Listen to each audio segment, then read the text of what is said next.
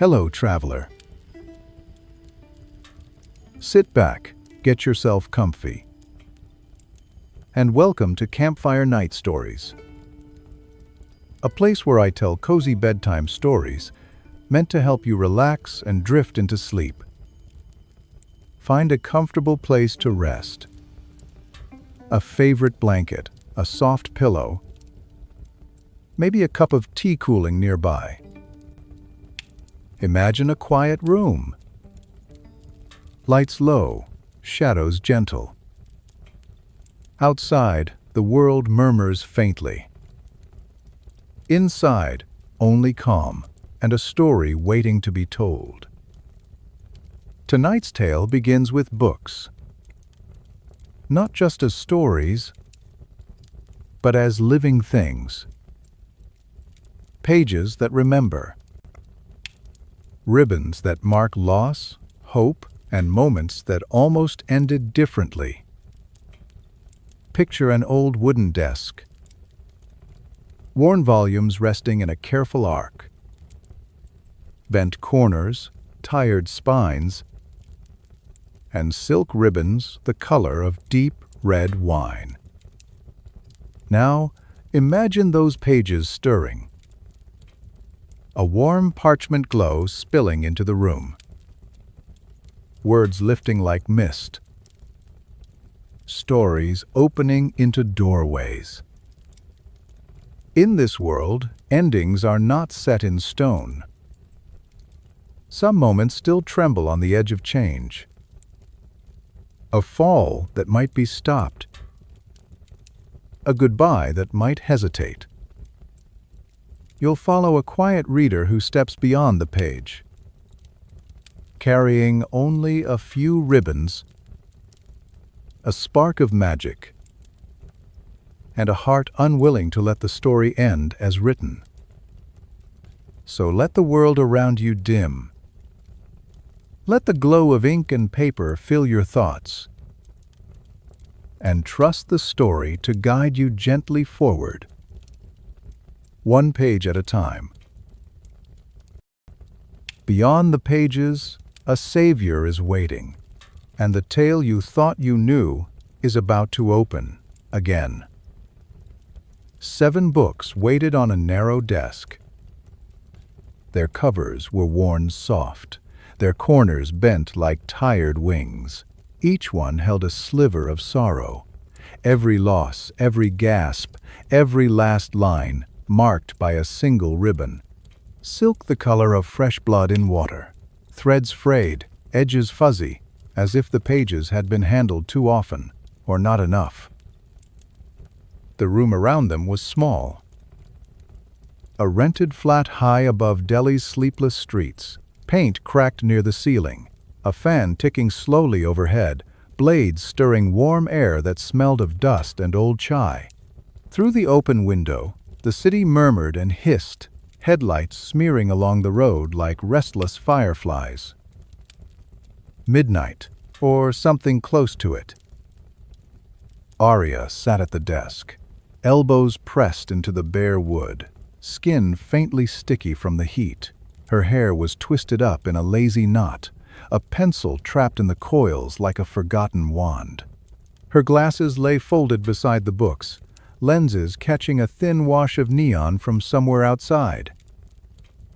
She did not need them.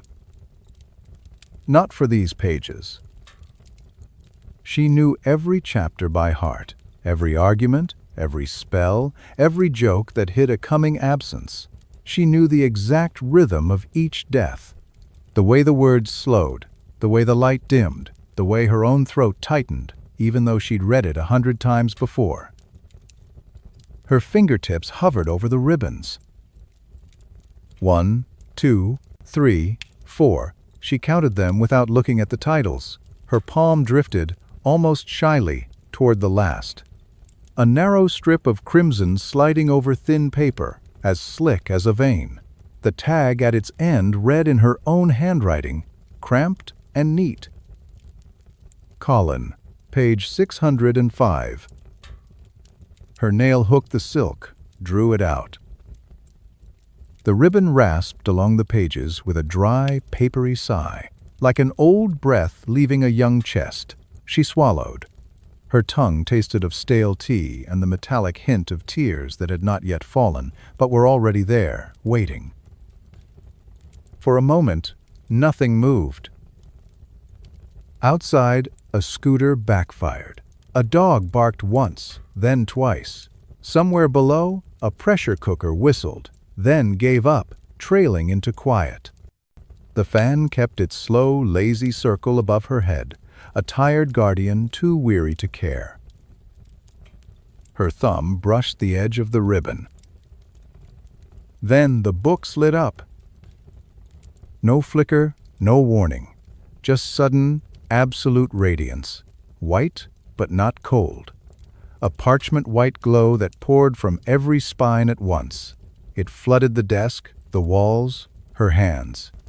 Warm, shockingly warm, like hot bread torn open with bare fingers, like the first breath after stepping into sun from an air-conditioned train. Aria froze. The light climbed her wrists, slid along her forearms, pooled against her jaw. Her desk lamp, cheap plastic, crooked neck, vanished inside it. The edges of the room smudged, then dissolved. The fan overhead spun into a streak of brightness and was gone. The glow spilled down the legs of the desk. It bled across the floor in slow ripples, like milk tipped in the dark. Where it touched the chipped tiles, they blurred. The light thickened, almost liquid, and with it came a scent that did not belong to Delhi. Rain striking hot stone, monsoon on sunburnt pavement, a promise of relief held just above blistered skin. The ribbons rose. All of them, one after another, then all at once, as if pulled by an invisible tide. They lifted from their places, ends curling and uncurling like the tips of curious snakes. They swayed in the glow, catching and reflecting the light, scarlet gone almost golden at the edges.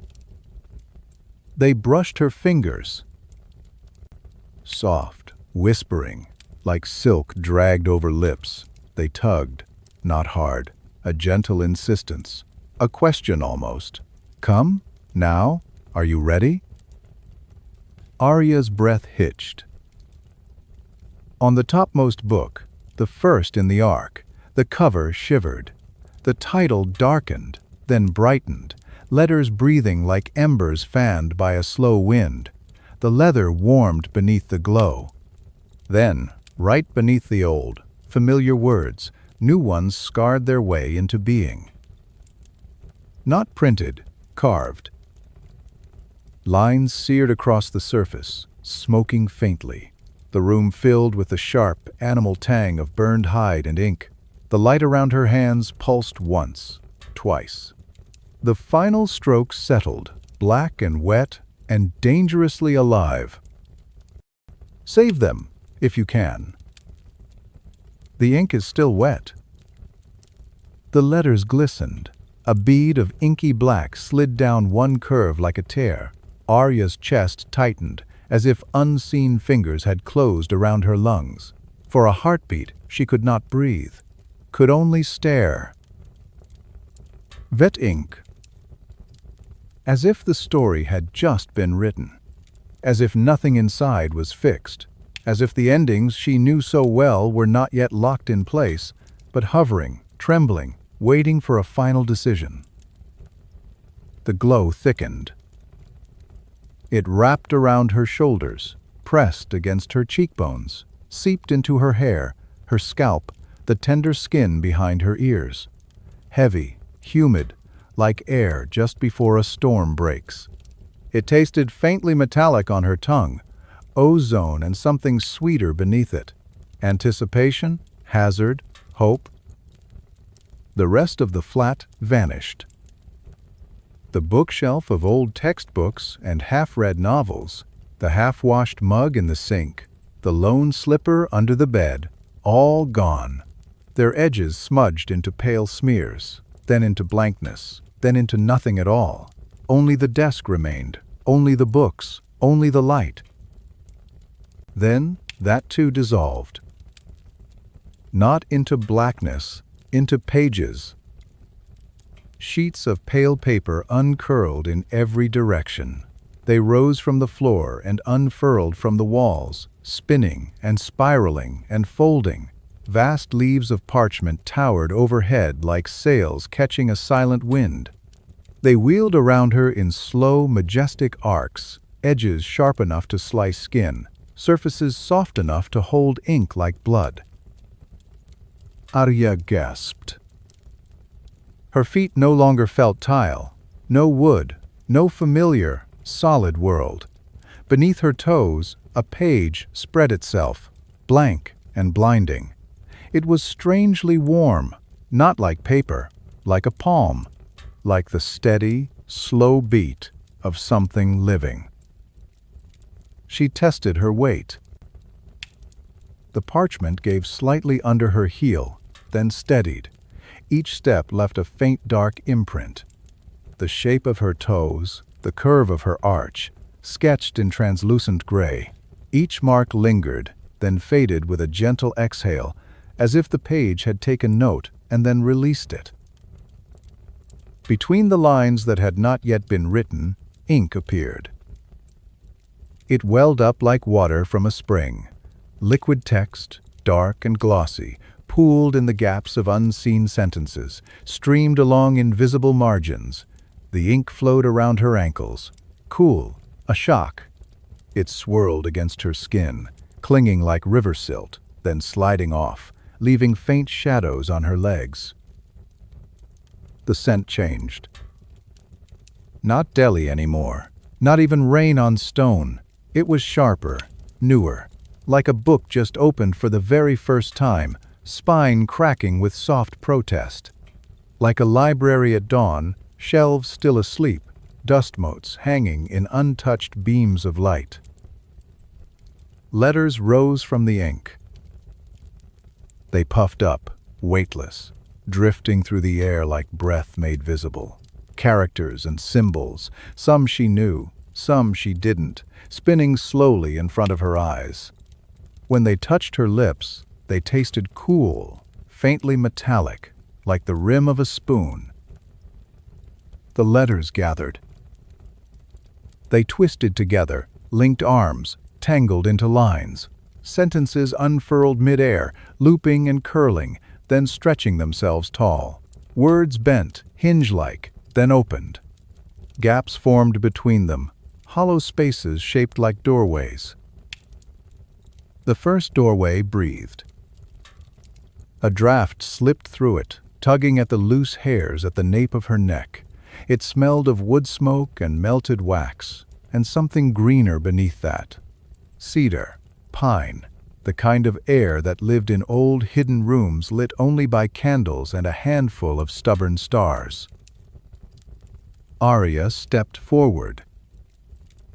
The page cradling her feet tilted, then dipped, guiding her toward the arch of letters.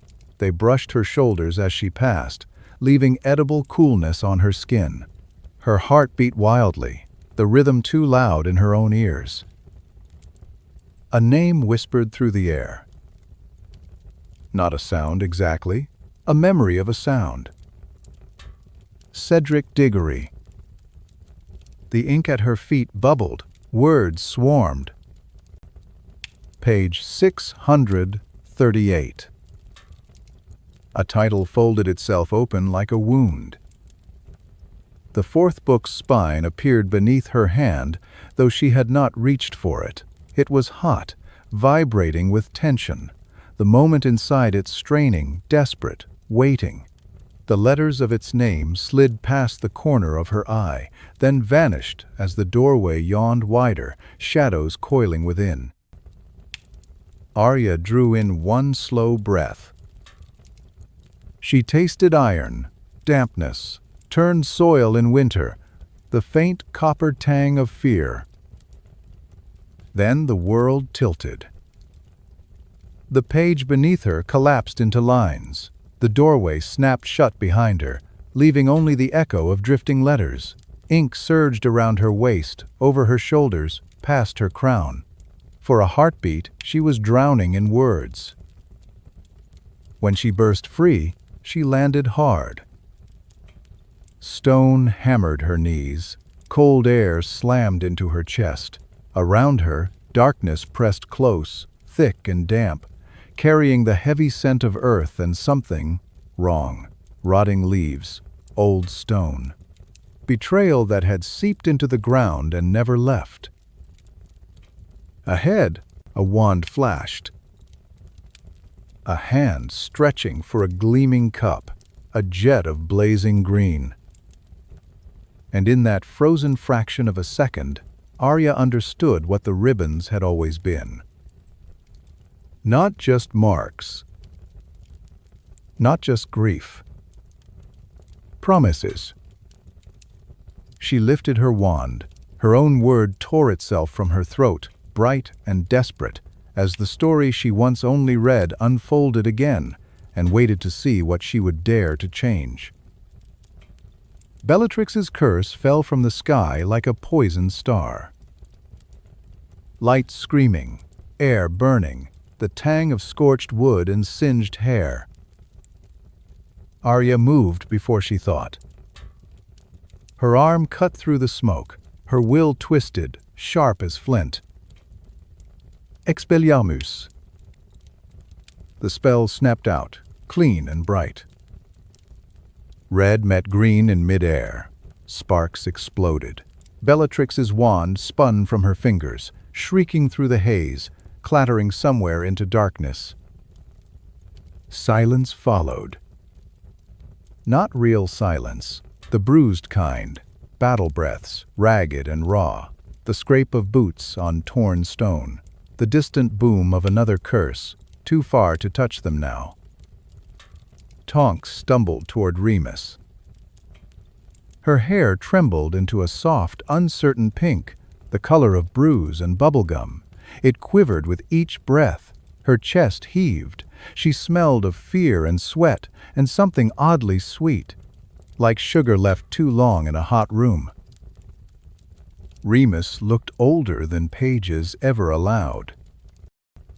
Lines carved deep around his mouth, a gray pallor along his jaw, the faint, feral musk of wolf beneath the smoke and ash, his coat torn, his eyes rimmed red, not from the fight, but from too many years spent only surviving. They reached for each other without thinking. Hands collided, fingers slid together, unsure, then clung hard. Their palms shook, warm, human, alive. "You're the savior," Tonks began. The words snagged, broke. Her voice cracked in the middle like thin glass. Arya shook her head. "And you," she said softly, the words burning her throat, "have a son waiting." The air thickened. Not with smoke, with meaning. Tears finally slipped free. Hot tracks down Arya's cheeks, tasting of salt and ink and sleepless nights spent under a dim lamp. They reached her lips. She didn't wipe them away. "Hold him," she whispered. "Teach him the world is kind." Remus flinched. Not from pain, from the sudden, unbearable gentleness of the thought, of a life not spent fighting, of mornings that smelled of toast and milk instead of fear. "Teddy," his voice splintered on the name. The air around him shifted. For a heartbeat, the scent of battle peeled back. Beneath it, faint but steady, came another smell. Dusty blankets, old paper, a small room warmed by a too-old heater. The fragile, impossible scent of home. "He will know your voices," Arya said. Her feet pressed into the stone. It vibrated gently, like something alive, like the words themselves were humming through it. Every night. The promise lifted into the smoky air, hung there, took root. Tonks let out a breath that sounded like she'd been holding it since childhood. Remus's shoulders eased just an inch. The ribbon stirred at Arya's wrist. They took it together. Remus's hand, Tonks's hand, Arya's fingers threading between theirs. 3 sets of knuckles, white and scraped. 3 pulses beating in unsteady chorus. The silk slid into their grip. It was softer than it looked, warm from her skin. The red of it glowed faintly, as if holding a private sunrise. It wrapped around their joined fingers, snug and sure. Light flared. The battle, the smoke, the shattered stone, folded inward. The air thinned to parchment. The sounds warped, then quieted, like a gramophone needle lifting from a record. Tonk's pink hair blurred to a smear of rose. Remus's lined face dissolved into strokes of ink. The ribbon tugged. Asterisk Severus Snape, page 680. Asterisk. Shadow swallowed color. Arya stepped down into darkness, woven from crossed-out words. The shack rose around her. Boards groaned under her weight, old wood complaining in a language of splinters and sighs. Every creak sounded like a regret too late to undo. The air was rank with the copper tang of blood. Fresh, sharp, metallic, it clung to her tongue and filled her lungs. Someone was dying, or had died, or was meant to. Nagini lunged.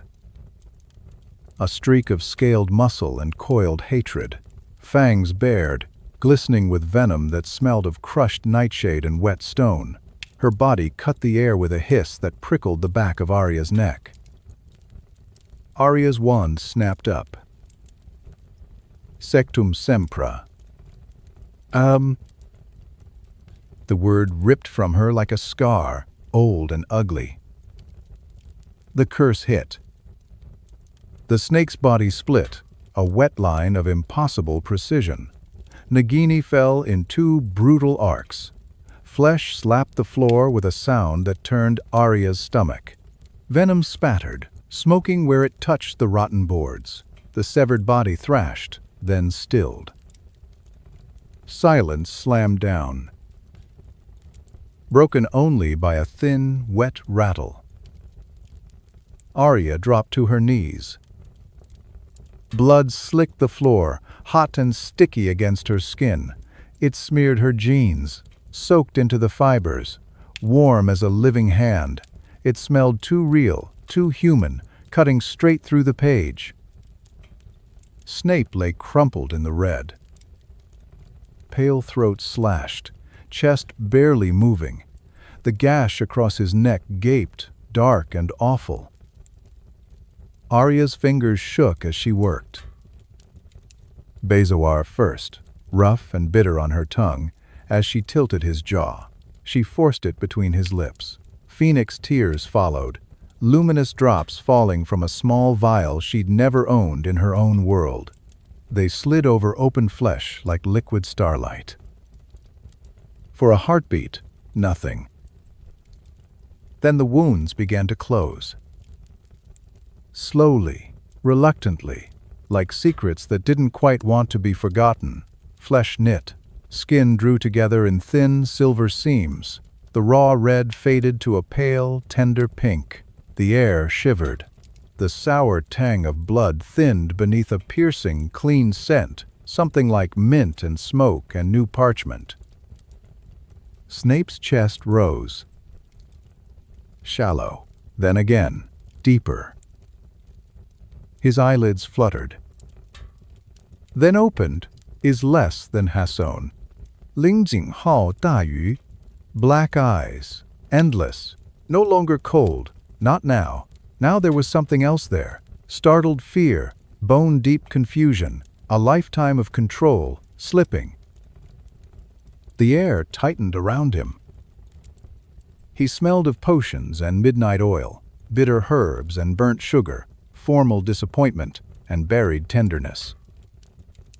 "You," his voice rasped, raw as torn cloth on stone. Arya's hand hovered, then steadied against his cheek.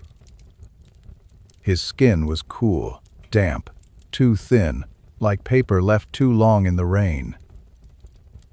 "From beyond the pages," she whispered. The truth tasted strange in her mouth, like a lie that had decided not to be.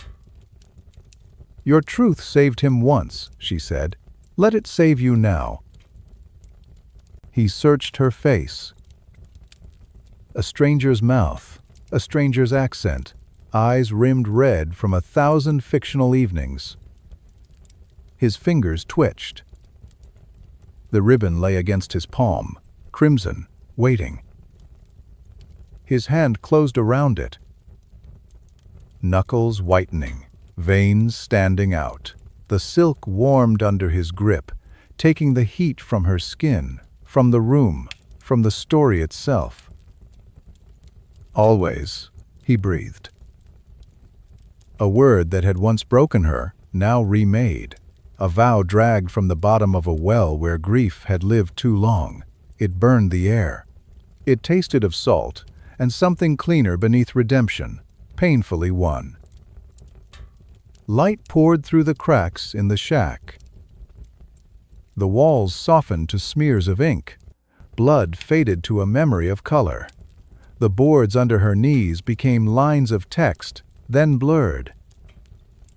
The ribbon pulled. Dobby, page 445. Sand unfolded under Arya's feet. Not real sand, illustrated sand, each grain sketched, cross-hatched, shaded by some invisible hand. Seashells curled in soft whirls, inked in gentle strokes of cream and gray. Waves lapped at the shore, drawn lines rising and falling in slow, ink-tide breaths. The air tasted of salt and freedom. The knife spun through the air. Cold steel, a flicker of cruel intent, tumbling toward its target, toward a small form running, desperate, in the moonlit shallows. Arya snatched at it.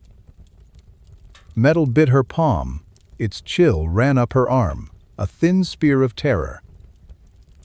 Her magic surged. Steel blurred, edges softened. The knife folded in on itself like a bad idea abandoned at the last second. In her hands, hard metal unraveled into woven threads, into soft, sagging fabric. Asok. Plain, slightly uneven, warm from her grip. The toe a little crooked, like whoever knitted it had been in a hurry or laughing too hard. Dobby stopped. He stared at her, chest heaving, ears quivering. His eyes were huge, wet, reflecting every scrap of starlight and all of her trembling hope. The sea wind brought the scent of soap and damp stone and something bright and fierce that belonged only to him. "Dobby is free?" he whispered. The words wobbled, as if he was afraid they would shatter if said too firmly. "Free," Arya said. The syllable cracked in the middle, broke on her teeth. The sand was warm beneath her toes.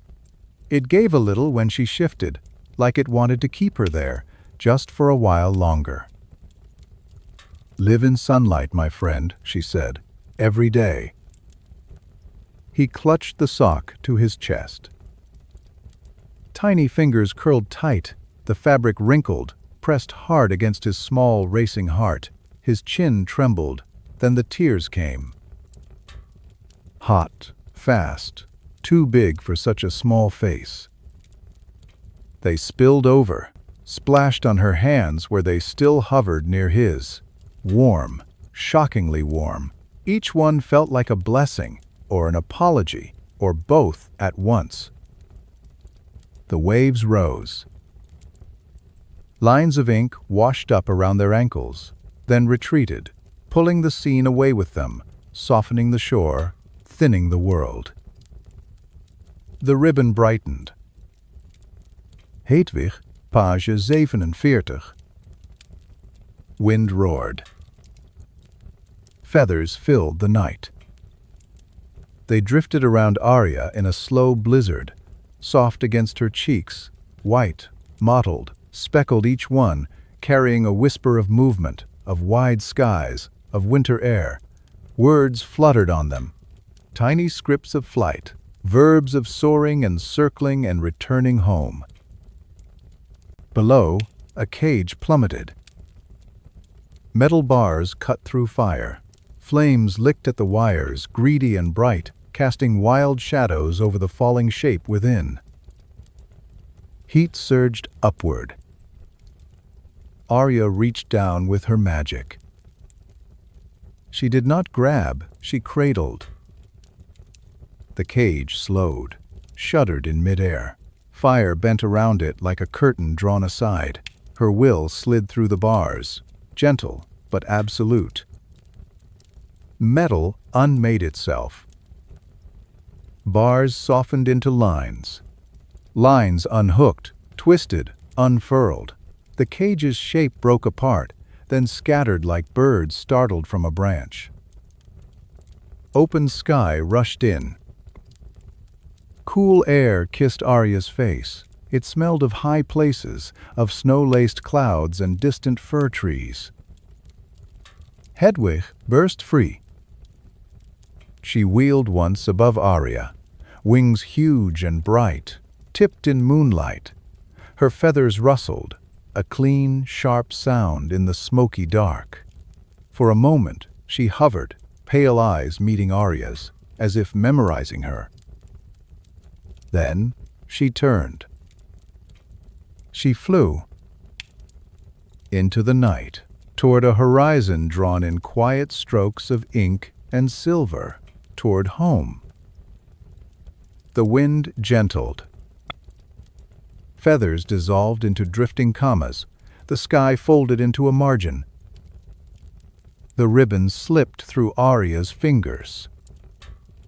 Asterisk Colin Creevy, page 605, asterisk. Stone spread out beneath her boots. Cold, unforgiving, the floor of a hall turned battlefield, littered not with corpses this time, but with fragments of broken sight. Shattered lenses lay everywhere. Glass shards, bent frames, camera pieces scattered like fallen stars. Each scrap caught the dim light and twisted it, trying valiantly to turn wreckage into something like hope. Ink threaded between them.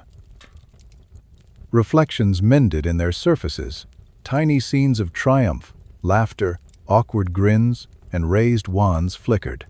The air smelled faintly metallic, tinged with the sharp, ghostly aroma of silver nitrate and old film. A streak of green light tore past. It split the dust-heavy air, aimed straight at a small, too thin boy raising his camera out of pure instinct. Arya moved. Her body knew the path. Her heart knew the cost. She threw herself between him and the curse. Her shield flared. It bloomed from her wand in a clear, curved wave, warm and golden against her skin. The killing curse smashed into it. For a second, the world went white-green. The shield hummed with the shock, heat pressing back against her arm. Then the light broke. The curse shattered into harmless sparks that fizzled out against the rafters. Dust drifted down in lazy spirals. Colin stumbled backward. His camera fell from his hands. It hit the stone with a hollow clatter. The lens, already cracked, slid free and spun in a small, useless circle before coming to rest at Arya's feet. His hands shook. Thin fingers, ink-stained, scraped. His breath came quick, fogging the air between them. He smelled of school corridors and sweat, and the nervous sharpness of someone who had always stood just outside the story, but cared as if he were in its center. "I just wanted to remember," he whispered. The words were a plea, a confession, an apology for daring to care. Arya swallowed. "Remember everything," she said.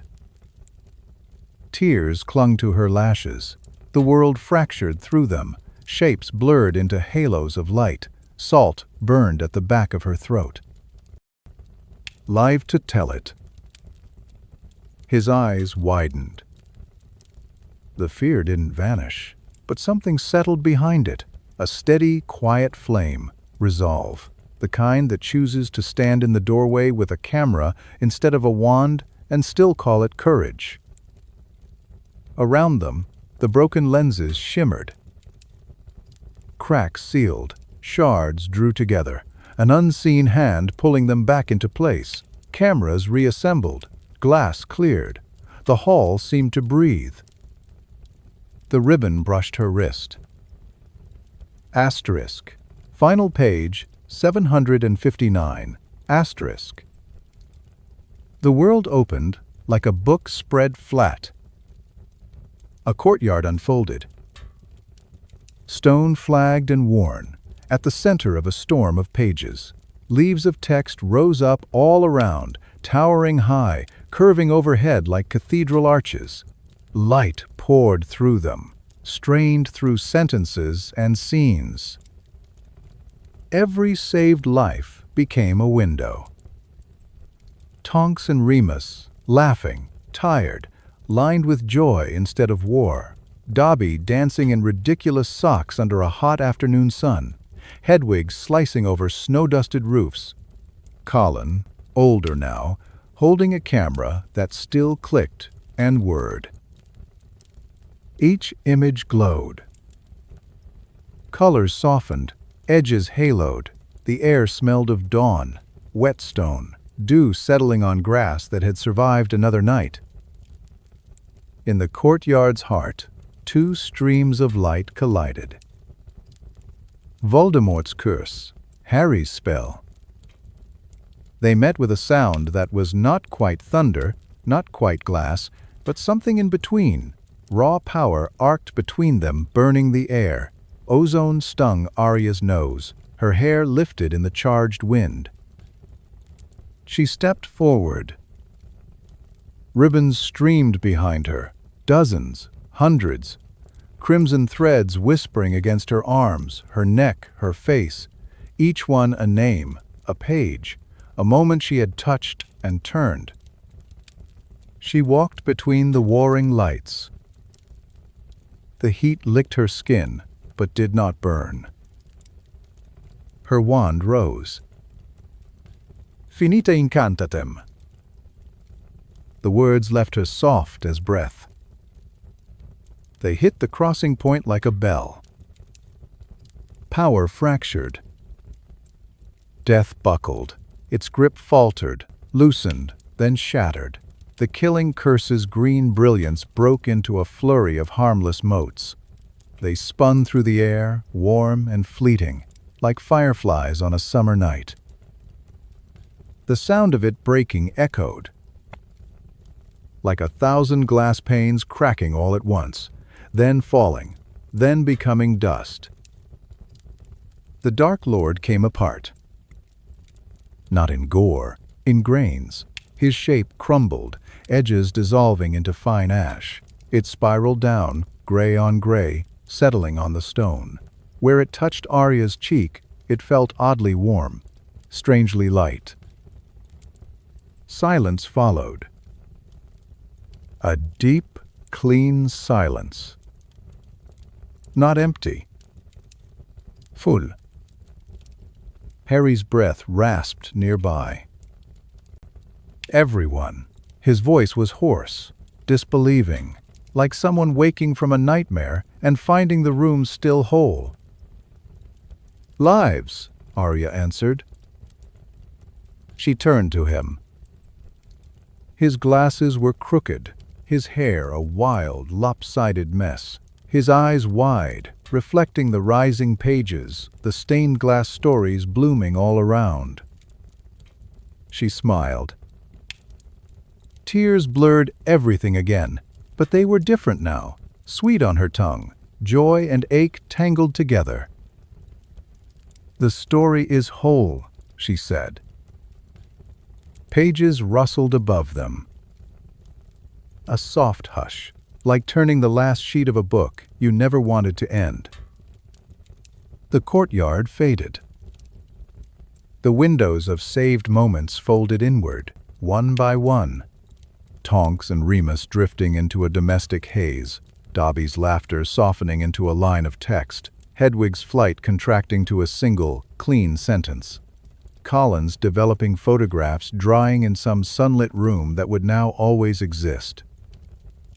The 7 books closed. Covers meeting pages with quiet finality. In Arya's flat, the glow ebbed. Warmth retreated from the walls, leaving behind the familiar off-white paint, the crack near the ceiling, the slow, lazy spin of the fan.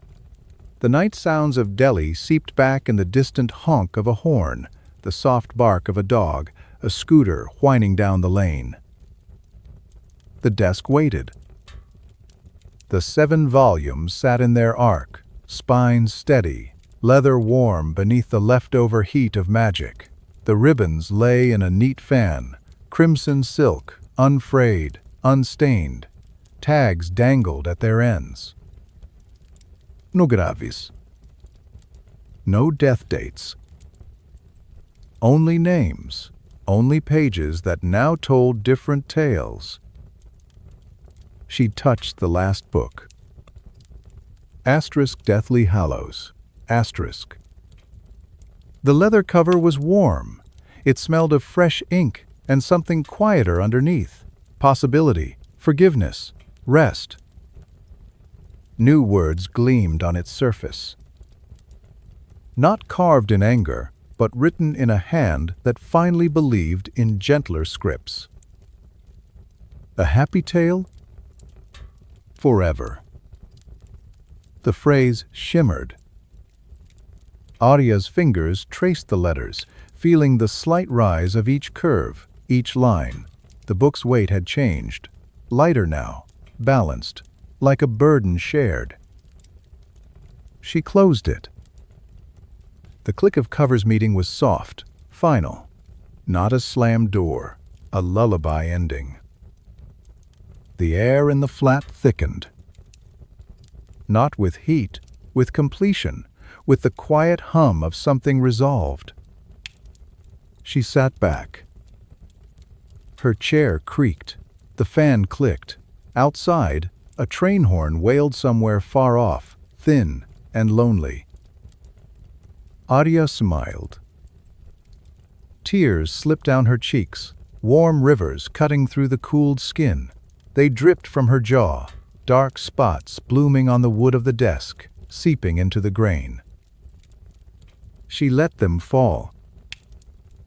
Her hand rested on the stack of books, on every laugh preserved, every dawn uncancelled, every heartbeat that would now keep echoing between the lines.